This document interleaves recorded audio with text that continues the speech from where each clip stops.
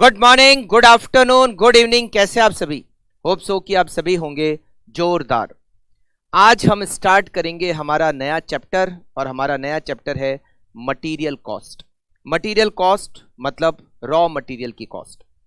Material cost के इस chapter में हमें क्या दे रखा है, सबसे पहले तो हम उसको डिस्कस करते हैं। एक फैक्ट्री में रॉ मटेरियल को जब परचेज किया जाता है तो रॉ मटेरियल को परचेज करने के बाद हम उसको लाकर रख देते हैं स्टोर में। सप्लायर से मटेरियल खरीदा और हमने उसको कहाँ लाके रखा? स्टोर में रखा। जैसे जैसे प्रोडक्शन करने के लिए मटेरियल की जरूरत पड़ती है, स्टोर में से उतना मटेरियल प्रोडक्शन डिपार्टमेंट को इश्यू कर दिया जाता है। स्टोर में मटेरियल खरीदा, लाकर रखा, और जैसे जैसे जरूरत पड़ती है, प्रोडक्शन डिपार्टमेंट को रॉ मटेरियल की जरूरत पड़ती है, वैसे वैसे स्टोर में से मटेरियल को प्रोडक्शन डिपार्टमेंट को इश्यू कर दिया जाता है। ये जो स्टोर है, इस स्टोर को हमें मैनेज करना होता है, स्टोर मैनेजमेंट। और हमारा ये जो चैप्टर दे रखा है basically it is store management. हमें इस स्टोर को मैनेज करना है। हमें इस स्टोर को क्यों मैनेज करना है? बहुत सारे रीजन है। पहला reason, timely availability of material. हमें स्टोर मैनेजमेंट इसलिए करना होता है जिससे कि मटेरियल हमें टाइम पर अवेलेबल हो जाए। जैसे ही प्रोडक्शन डिपार्टमेंट को मटेरियल की रिक्वायरमेंट हो, वैसे ही उसके पास उतनी क्वांटिटी मटेरियल की पहुंच जाए। ऐसा नहीं कि मटेरियल स्टॉक में है ही नहीं और हमें प्रोडक्शन को रोकना पड़ जाए, ऐसा नहीं होना चाहिए। ऐसा नहीं हो, इसके लिए हमें स्टोर मैनेजमेंट करना होता है। स्टोर मैनेजमेंट करने का दूसरा रीजन, प्रॉपर रिकॉर्ड्स मेंटेन करना। प्रॉपर रिकॉर्ड्स मेंटेन करने के लिए हमें स्टोर का मैनेजमेंट करना होता है। प्रॉपर तरीके से मटेरियल को स्टोरेज करना, प्रॉपर स्टोरेज, प्रॉपर सीक्वेंस में मटेरियल को स्टोर करके रखना, इसके लिए भी हमें स्टोर मैनेजमेंट करना होता है। Avoid overstocking. Overstocking को अवॉइड करने के लिए, avoid understocking, understocking को अवॉइड करने के लिए हमें स्टोर मैनेजमेंट करना होता है। बिजनेस में ओवर स्टॉकिंग भी खराब है, अंडर स्टॉकिंग भी खराब है। अगर ओवर स्टॉकिंग होगी तो इन्वेस्टमेंट ज़्यादा होगा, इंटरेस्ट का लॉस होगा, वेस्टेज ज़्यादा होगा। अगर अंडर स्टॉकिंग होगा तो इससे हो सकता है कि हमारा प्रोडक्शन बीच बीच में इंटरप्ट हो जाए। प्रोडक्शन कम होगा तो सेल्स कम होगी, सेल्स कम होगी तो प्रॉफिट कम होगा। तो ओवर स्टॉकिंग को भी अवॉइड करना है, अंडर स्टॉकिंग को भी अवॉइड करना है, और इन सब के लिए हमें क्या करना पड़ेगा? हमें स्टोर को मैनेज करना पड़ेगा। Proper and timely issue of material. Material की जैसे ही रिक्वायरमेंट प्रोडक्शन डिपार्टमेंट को होती है, मटेरियल प्रोडक्शन डिपार्टमेंट में पहुंच जाए, टाइमली और प्रॉपर तरीके से मटेरियल को स्टोरेज किया, इशू किया जाए। इन सब के लिए हमें क्या करना पड़ता है? हमें स्टोर मैनेजमेंट करना होता है। तो स्टोर मैनेजमेंट हमें इस चैप्टर में बेसिकली दे रखा है। अब स्टोर मैनेजमेंट कैसे करते हैं, इसके लिए हमारे पास बहुत सारी टेक्निक्स है। First technique, techniques of store management. Store management की first technique, different type of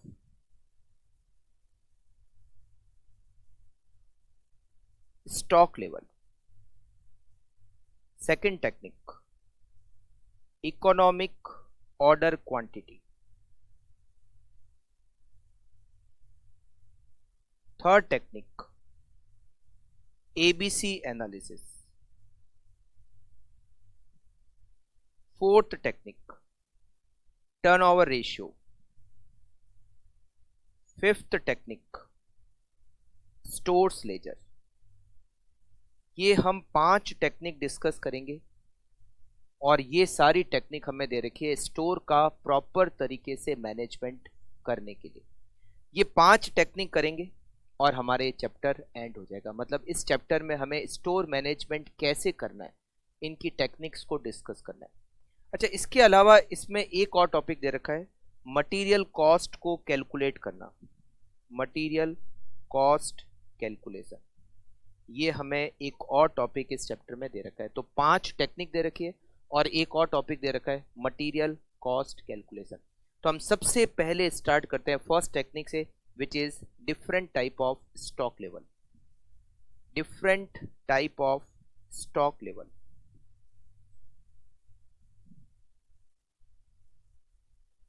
store का मैनेजमेंट करने के लिए हम अलग अलग टाइप के स्टॉक लेवल डिसाइड करते हैं। टोटल 5 स्टॉक लेवल होते हैं।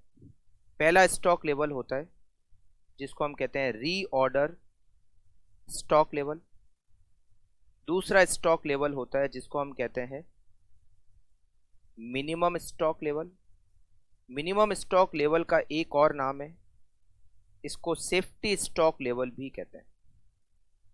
तीसरा स्टॉक लेवल है maximum stock level. Maximum stock level. चौथा स्टॉक लेवल है जिसको हम कहते हैं average stock level. Average stock level.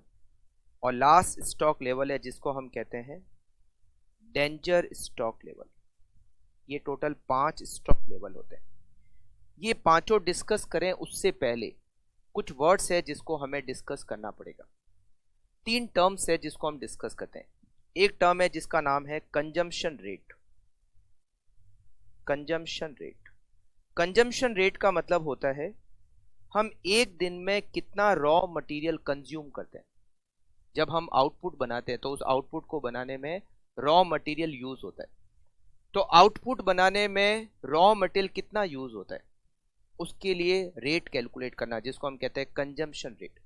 Generally हम consumption rate per day calculate करते हैं। एक दिन में कितना रॉ मटेरियल कंज्यूम होता है। कैसे कैलकुलेट करेंगे? सबसे पहले तो हमें यह पता करना पड़ेगा कि एक दिन में कितना प्रोडक्शन होता है। एक दिन में जितना प्रोडक्शन होता है उसको मल्टीप्लाई करेंगे एक यूनिट बनाने में कितना रॉ मटेरियल कंज्यूम होता है। जैसे मान लीजिए एक फैक्ट्री में एक दिन में 1000 यूनिट का प्रोडक्शन होता है और एक यूनिट बनाने में 2 kg रॉ मटेरियल कंज्यूम होता है। इसका मतलब है 1000 यूनिट एक दिन में और एक यूनिट बनाने में 2 kg। तो इन दोनों को अगर मल्टीप्लाई कर लिया जाए तो हमें यह पता चलेगा कि एक दिन में total 2000 kilo raw material consume होता है। तो हमारी कंजम्पशन रेट क्या हो गई? कंजम्पशन रेट हमारी हो गई 2000 kg पर डे। तो कंजम्पशन रेट का मतलब होता है एक दिन में कितना रॉ मटेरियल कंज्यूम होता है। इसको कैसे कैलकुलेट करते हैं? इसको कैलकुलेट करने का फॉर्मूला है प्रोडक्शन पर डे। एक दिन में कितना प्रोडक्शन होता है multiply by raw material required per unit. एक यूनिट बनाने में कितना रॉ मटेरियल कंज्यूम होता है। तो प्रोडक्शन पर डे मल्टीप्लाई करना है raw material required per unit से। ठीक है।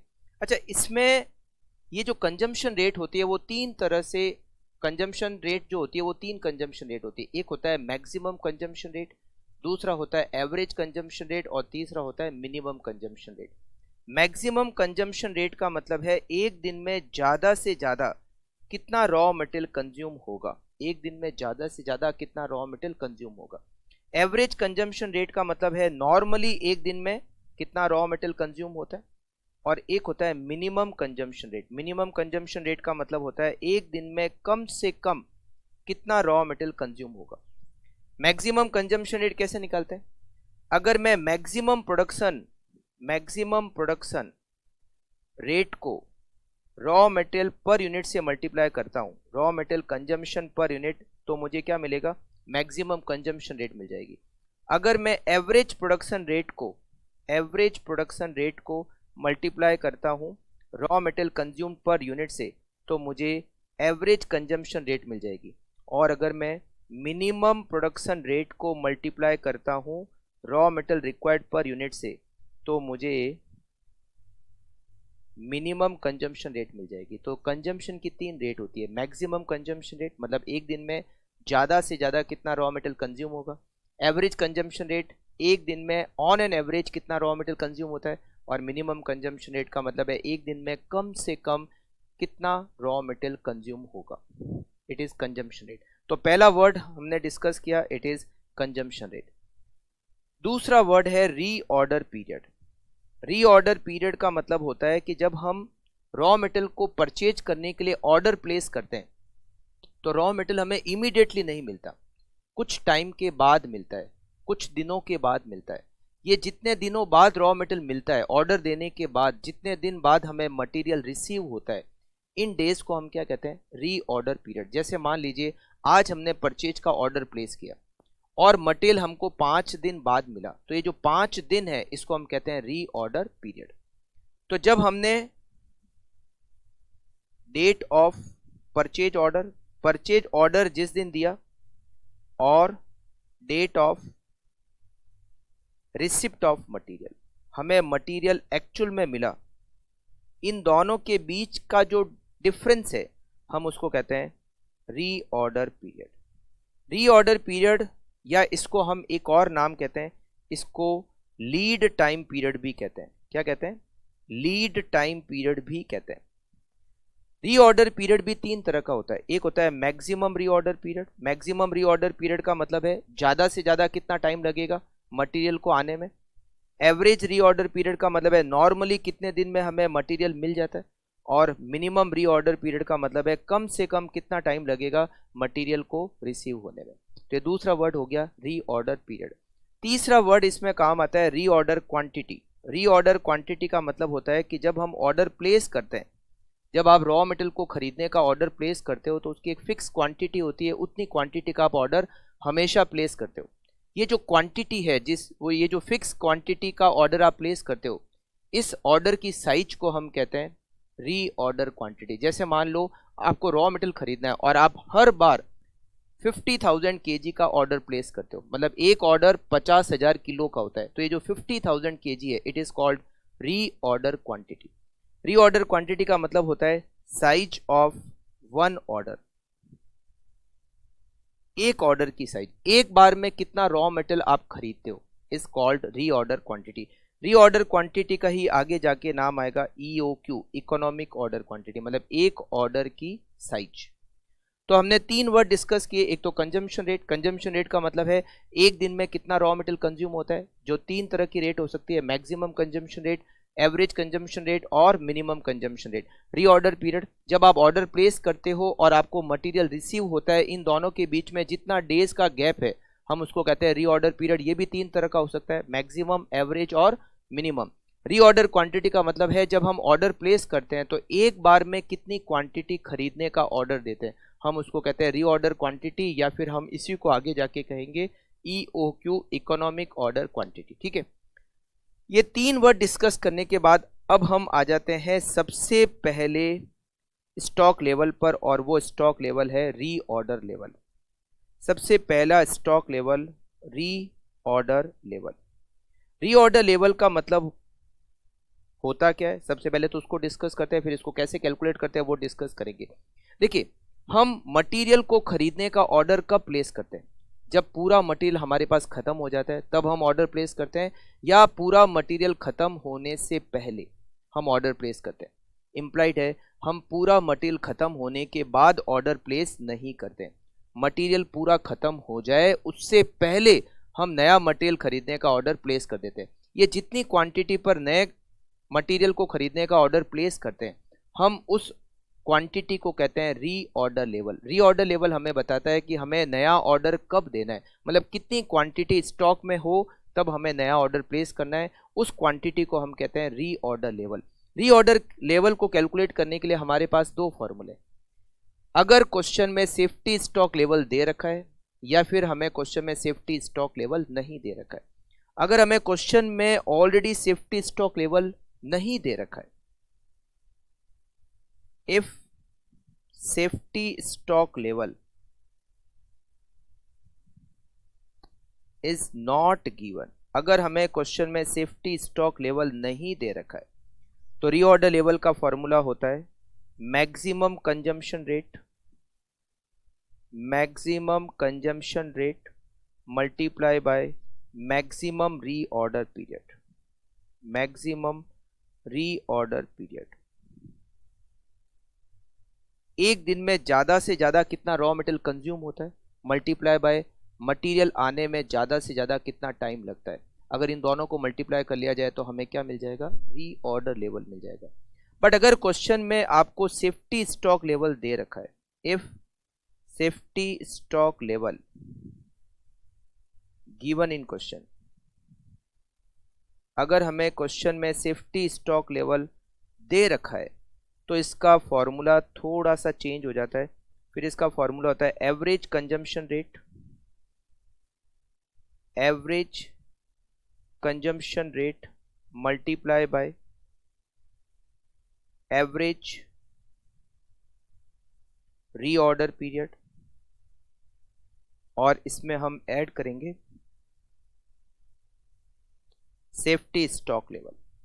अगर आपको क्वेश्चन में सेफ्टी स्टॉक लेवल दे रखा है तो आपको ये सेकंड वाला फॉर्मूला अप्लाई करना है, average consumption rate multiply by average reorder period plus safety stock level. But अगर आपको क्वेश्चन में सेफ्टी स्टॉक लेवल नहीं दे रखा है तो आपको फॉर्मूला अप्लाई करना है maximum consumption rate multiply by maximum reorder period.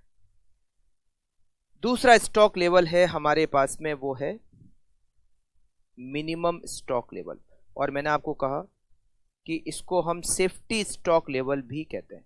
Minimum stock level यानी कि safety stock level. Safety purpose से हम हमारे पास में कुछ स्टॉक की क्वांटिटी मेंटेन करते हैं। देखो नाम से लगता है ना सेफ्टी स्टॉक लेवल। जब हम मटेरियल का ऑर्डर प्लेस करते हैं तो हो सकता है मटेरियल में बहुत बार एवरेज से ज़्यादा टाइम लग जाता है मटेरियल रिसीव होने में, बहुत बार कंजम्पशन एवरेज से ज़्यादा कंजम्पशन हो सकता है। तो ये रिस्क को अवॉइड करने के लिए, कंजम्पशन रेट ज़्यादा नहीं हो जाए, रीऑर्डर पीरियड ज़्यादा नहीं लग जाए, इन दोनों रिस्क को अवॉइड करने के लिए हम मिनिमम स्टॉक लेवल को मेंटेन करते हैं। मतलब सेफ्टी पर्पस से हम सेफ्टी स्टॉक लेवल को मेंटेन करते हैं। इसको कैलकुलेट करने का फॉर्मूला होता है reorder level minus average consumption rate, average consumption rate multiply by average reorder period, average reorder period. Reorder level minus average consumption rate multiply by average reorder period. तीसरा stock level होता है maximum stock level. हमारे store में ज्यादा से ज्यादा stock की quantity जितनी हो सकती है, ज्यादा से ज्यादा जितना स्टॉक हो सकता है, हम उसको कहते हैं maximum stock level. Maximum stock level से हम स्टोर की साइज को डिसाइड करते हैं। स्टोर कितना बड़ा होना चाहिए, छोटा होना चाहिए, बड़ा होना चाहिए, या उसकी साइज क्या होनी चाहिए, ये हम मैक्सिमम स्टॉक लेवल से डिसाइड करते हैं। हमारा इन्वेस्टमेंट ज़्यादा से ज़्यादा स्टोर में कितना होगा, स्टॉक में कितना होगा, ज़्यादा से ज़्यादा इन्वेस्टमेंट, उसके लिए भी हम मैक्सिमम स्टॉक लेवल का यूज़ करते हैं। तो मैक्सिमम स्टॉक लेवल का यूज़ स्टोर की साइज को डिसाइड करने में और मैक्सिमम इन्वेस्टमेंट को डिसाइड करने में। इसको कैलकुलेट करने का फॉर्मूला होता है reorder quantity plus reorder level minus minimum consumption rate, minimum consumption rate multiply by minimum reorder period, minimum reorder period. Reorder quantity जो हमने डिस्कस किया था, एक ऑर्डर की साइज, उसमें ऐड करना है रीऑर्डर लेवल, उसमें से माइनस करना है minimum consumption rate multiply by minimum reorder period. चौथा लेवल है हमारा average stock level. Average stock level को कैलकुलेट करने के लिए हमें यहाँ दो फॉर्मूले दे रखे। आप कोई भी एक फॉर्मूला यूज में ले सकते हो। पहला फॉर्मूला है minimum level, minimum level plus maximum level divided by 2। आप इस फॉर्मूले का भी यूज कर सकते हो, minimum level plus maximum level divided by 2। और एक और फॉर्मूला हमें दे रखा है minimum level, minimum level plus reorder quantity divided by 2, reorder quantity divided by 2। ये जो 2 का डिवाइड हो रहा है ये रीऑर्डर क्वांटिटी में हो रहा है। Minimum level plus reorder quantity का हाफ।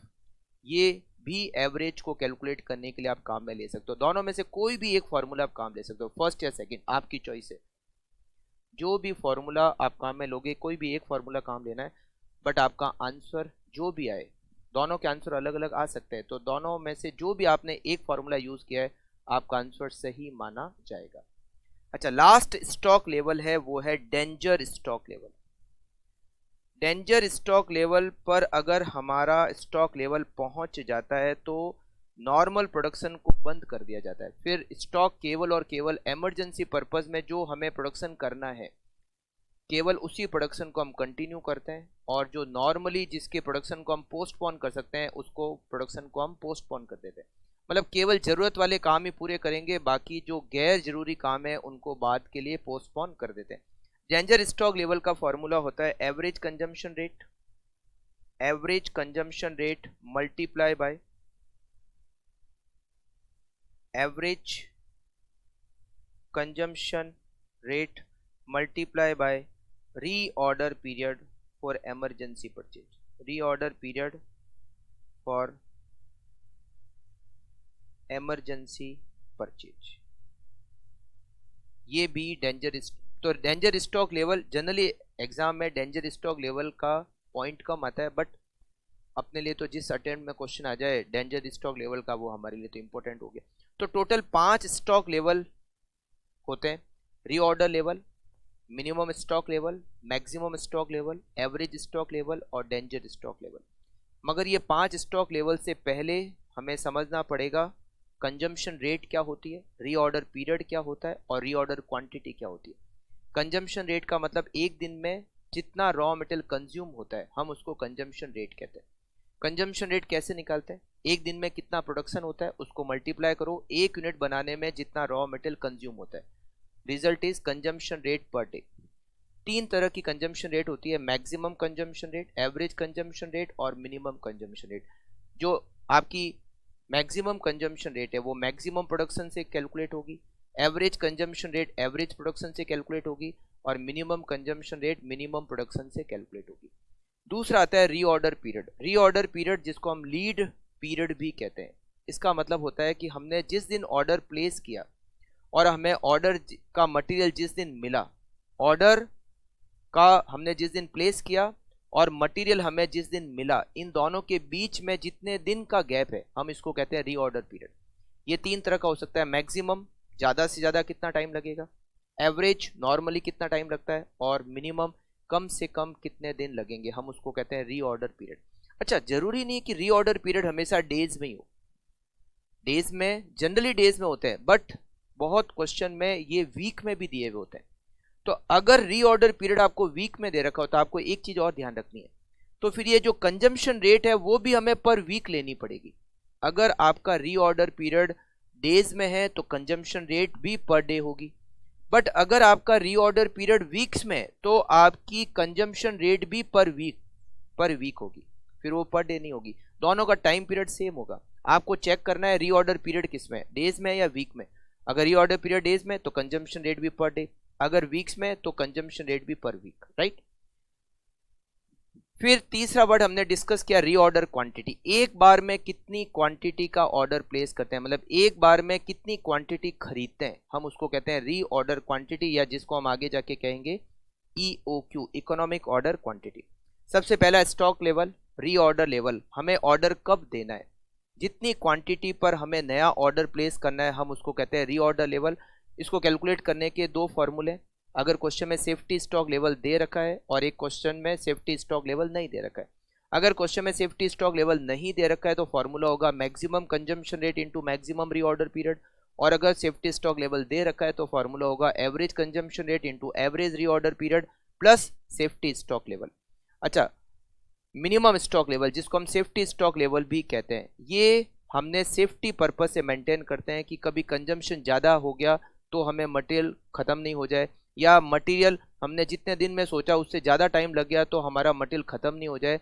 इस रिस्क को कवर करने के लिए, ये रिस्क को हम कवर करने के लिए मिनिमम स्टॉक लेवल को मेंटेन करते हैं, मतलब सेफ्टी स्टॉक लेवल को मेंटेन करते हैं। इसका फॉर्मूला होता है reorder level minus average consumption rate into average reorder period.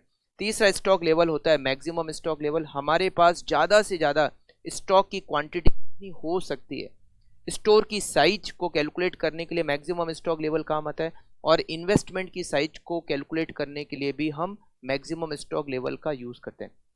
Maximum stock level का फॉर्मूला होता है ROQ मतलब reorder quantity plus ROL reorder level minus minimum consumption rate into minimum reorder period.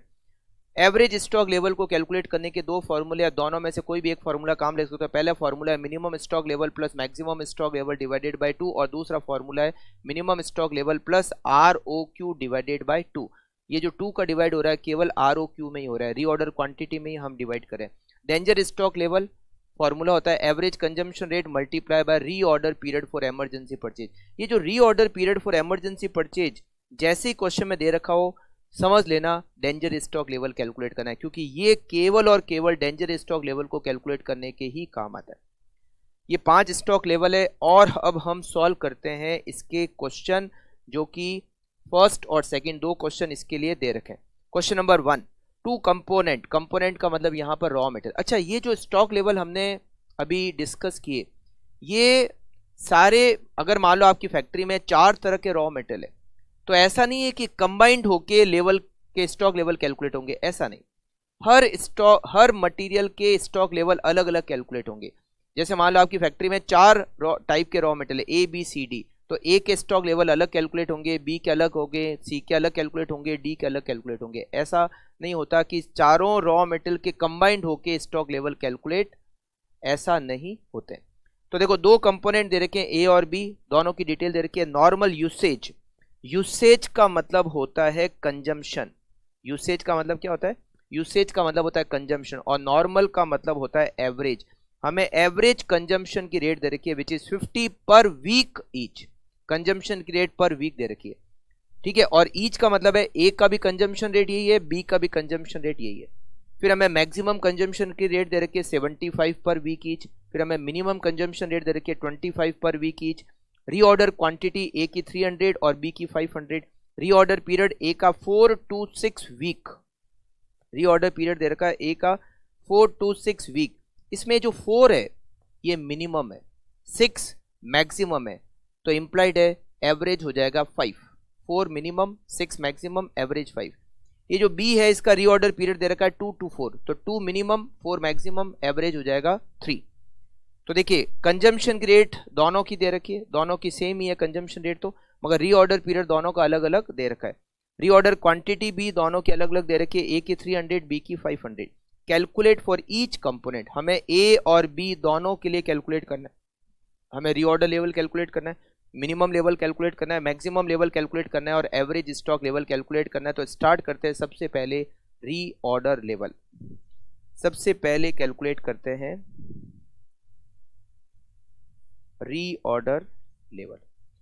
Reorder level मैंने आपको बताया था, अगर question में सेफ्टी स्टॉक लेवल नहीं दे रखा है तो क्या फॉर्मूला होता है? फॉर्मूला होता है मैक्सिमम कंजम्पशन रेट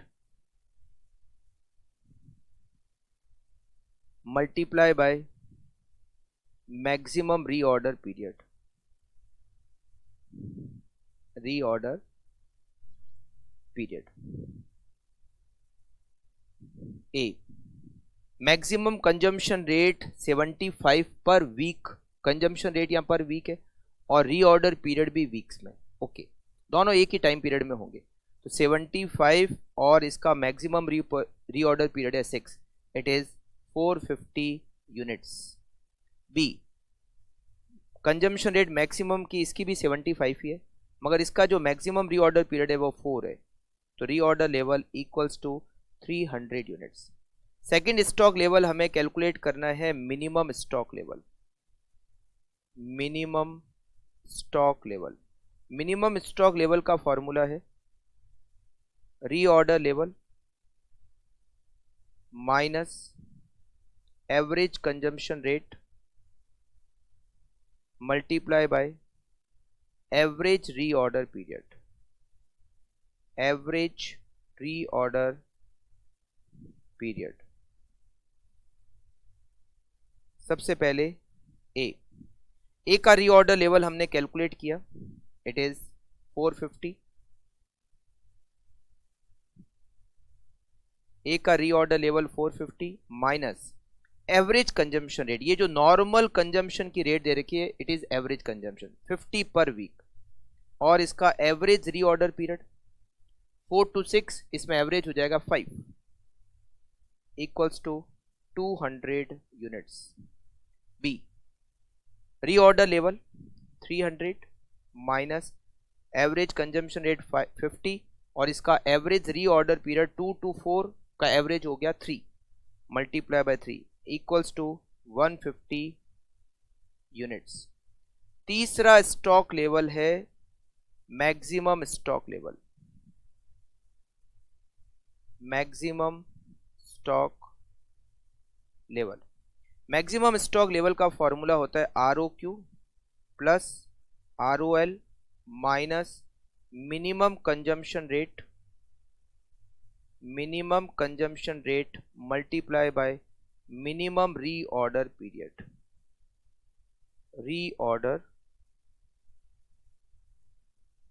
पीरियड. सबसे पहले हम कैलकुलेट करते हैं ए का. ए की रीऑर्डर क्वांटिटी हमें क्वेश्चन में दे रखी है, इट इज 300. रीऑर्डर लेवल हमने फर्स्ट पॉइंट में कैलकुलेट किया, it is 450. Minimum consumption rate is given 25 और मिनिमम रीऑर्डर है पीरियड है 4 equals to 650 units. Then B की रीऑर्डर क्वांटिटी हमें दे रखी है 500. रीऑर्डर लेवल हमने कैलकुलेट किया 300. मिनिमम कंजम्पशन रेट 25 और मिनिमम रीऑर्डर पीरियड है 2 इक्वल्स टू 750 यूनिट्स. फिर हमें कैलकुलेट करना है last point which is average stock level. Average stock level के मैंने आपको कहा दोनों में से कोई भी एक फॉर्मूला अप्लाई कर सकते हो.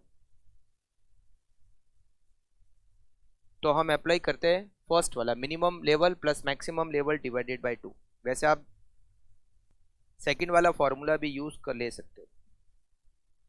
Minimum stock level plus maximum stock level. Second वाले से आंसर तो अलग आएगा बट आपका आंसर सही होगा. कोई भी एक फॉर्मूला यूज में ले सकते हो. Divided by 2. ए का मिनिमम स्टॉक लेवल है 200, मैक्सिमम स्टॉक लेवल है 650 divided by 2 equals to 425 units. B का मिनिमम स्टॉक लेवल है 150, मैक्सिमम स्टॉक लेवल है 750 divided by 2 equals to 450 units. तो केवल और केवल हमने क्या किया, केवल और केवल हमने फॉर्मूले को अप्लाई किया. सारी डिटेल क्वेश्चन में दे रखी थी, हमने फॉर्मूला लिखा और आंसर कैलकुलेट किया. फटाफट से आप इसको कंप्लीट कर लीजिए.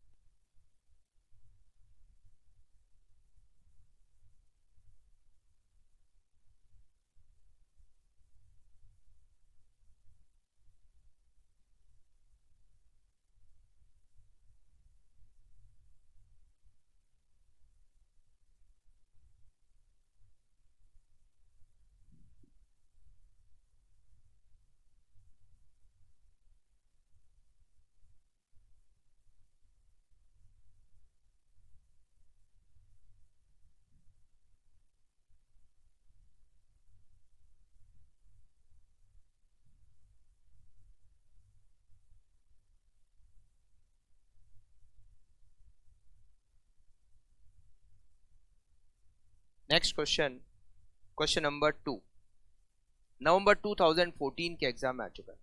Following details are related to a manufacturing concern. Reorder level 1,60,000 units, EOQ 90,000 units. आपको EOQ दे रखा है, EOQ मतलब ROQ. Maximum minimum stock level दे रखा है, मैक्सिमम स्टॉक लेवल दे रखा है. देखिए आपको रीऑर्डर लेवल भी दे रखा है क्वेश्चन में, मिनिमम लेवल भी दे रखा है, मैक्सिमम लेवल भी दे रखा है और ROQ दे रखा है. एवरेज लीड टाइम का मतलब होता है reorder period. Average reorder period दे रखा है विच इज 6 days और हमें दे रखा है difference between minimum lead time and maximum lead time. Minimum reorder period और मैक्सिमम रीऑर्डर पीरियड में 4 दिन का डिफरेंस है. मतलब मिनिमम रीऑर्डर पीरियड जितना है मैक्सिमम रीऑर्डर पीरियड उससे 4 दिन ज्यादा है. आपको कैलकुलेट करना है मैक्सिमम कंजम्पशन रेट और मिनिमम कंजम्पशन रेट कैलकुलेट करना है। देखिए सबसे पहले तो हम यहाँ पर बनाते हैं वर्किंग नोट नंबर 1, जिसमें हम minimum and maximum reorder period को कैलकुलेट करते हैं। रीऑर्डर पीरियड को कैलकुलेट करते हैं। हमें क्वेश्चन में एवरेज रीऑर्डर पीरियड दे रखा है, average reorder period which is 6 days। अगर मैं मिनिमम रीऑर्डर पीरियड को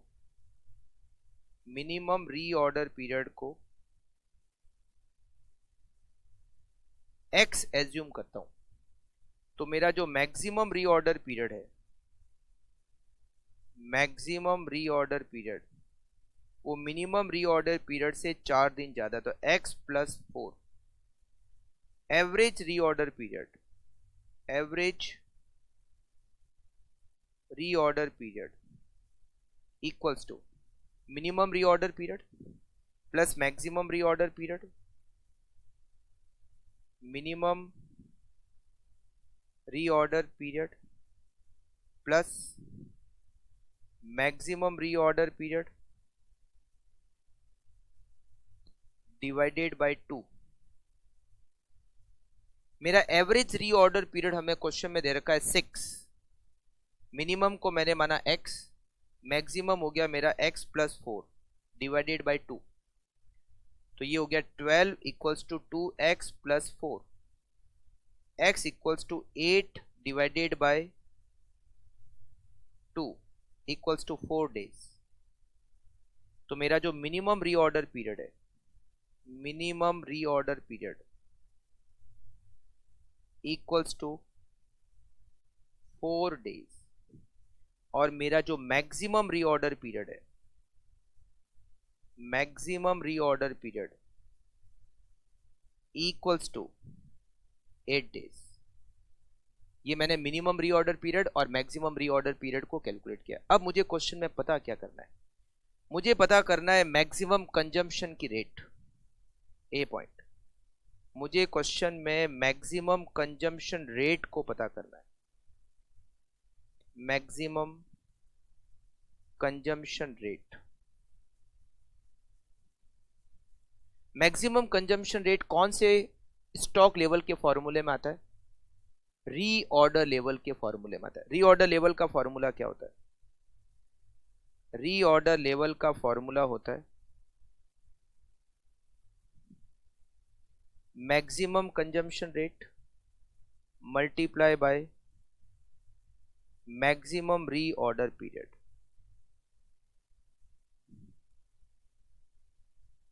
रीऑर्डर लेवल हमें क्वेश्चन में दे रखा है, it is 1,60,000। 1,60,000। Maximum consumption rate हमें कैलकुलेट करना है, मैक्सिमम कंजम्पशन रेट हमें कैलकुलेट करना है, और मैक्सिमम रीऑर्डर पीरियड हम ऑलरेडी कैलकुलेट कर चुके हैं 8। तो हम इससे मैक्सिमम कंजम्पशन रेट को कैलकुलेट कर लेंगे। Maximum consumption rate equals to 1,60,000 divided by 8 equals to 20,000 units. फिर हमें बी पॉइंट में कैलकुलेट करना है minimum consumption rate. Minimum consumption rate, minimum consumption rate हमें कहाँ मिलती है? Minimum consumption rate maximum stock level के फॉर्मूले में आती है। मैक्सिमम स्टॉक लेवल का फॉर्मूला क्या होता है? मैक्सिमम स्टॉक लेवल का फॉर्मूला होता है ROQ plus ROL minus minimum consumption rate, minimum consumption rate multiply by minimum reorder period. Minimum reorder period. Maximum stock level हमें दे रखा है, मैक्सिमम स्टॉक लेवल इज 1,90,000। ये हमें क्वेश्चन में दे रखा है 1,90,000। तो 1,90,000 इक्वल्स टू EOQ मतलब ROQ हमें दे रखा है क्वेश्चन में 90,000। रीऑर्डर लेवल ये भी हमें क्वेश्चन में दे रखा है, it is 1,60,000। Minimum consumption rate हमें कैलकुलेट करना है, मिनिमम कंजम्पशन रेट हमें कैलकुलेट करना है, और मिनिमम रीऑर्डर पीरियड हमने कैलकुलेट कर लिया वर्किंग नोट में, इट इज 4। तो ये 1,90,000 माइनस 90,000 माइनस का 1,60,000 इक्वल्स टू माइनस का 4 minimum consumption rate, minimum consumption rate. तो माइनस का 60,000 माइनस का 60,000 इक्वल्स टू माइनस का 4 मिनिमम कंजम्पशन रेट। यहाँ पर हम इससे कंजम्पशन रेट मिनिमम कैलकुलेट कर लेंगे। Minimum consumption rate equals to 15,000 units per day. यहाँ जो कंजम्पशन रेट है वो पर डे है, तो यहाँ भी लिख लेते हैं 20,000 यूनिट्स पर डे। करेक्ट। आप इसको कर लीजिए कंप्लीट।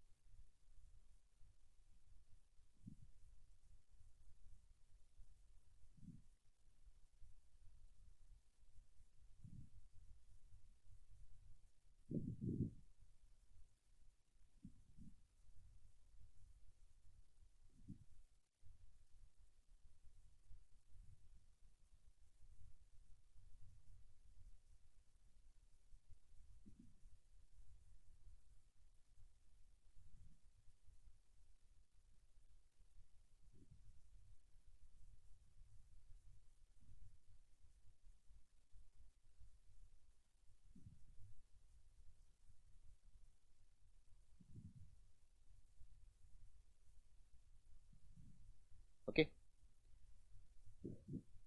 तो आज की क्लास को हम यहीं पर एंड करते हैं, मिलते हैं नेक्स्ट क्लास में। Okay, thank you, take care.